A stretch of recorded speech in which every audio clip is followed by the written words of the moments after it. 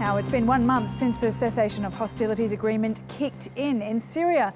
That's a temporary suspension of hostile acts by any force operating in Syria other than Daesh and al-Nusra. The thinking behind the agreement was to allow a cooling off period between Syrian regime forces before the next round of peace talks began.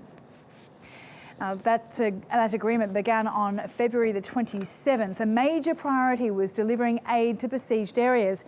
2 days later, on the 29th, the first delivery was made to an area near Damascus.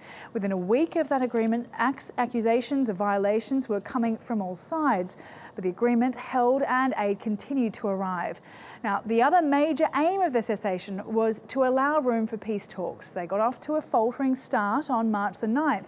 And days later, just over 2 weeks into the deal, Russia announced it was partially removing its military forces from Syria. Last Thursday marked the end of the latest round of peace talks, which is set to resume again in April.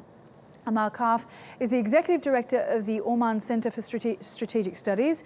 He explains what's happened in the last month. The cessation of hostilities have succeeded to a large extent in ending or de-escalating the violence inside Syria, thus allowing the talks to proceed further. However, the regime has insisted not to discuss the formation of the transitional governing body, which is the main part of the Geneva II communique.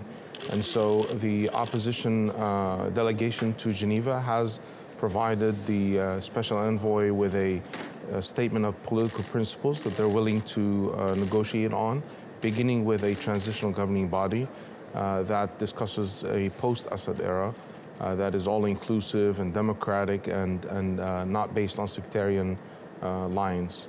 And so the opposition has progressed to a large degree. The regime, on the other hand, has been using this time to regain control of territories on the ground and also presenting itself as the savior from terrorism.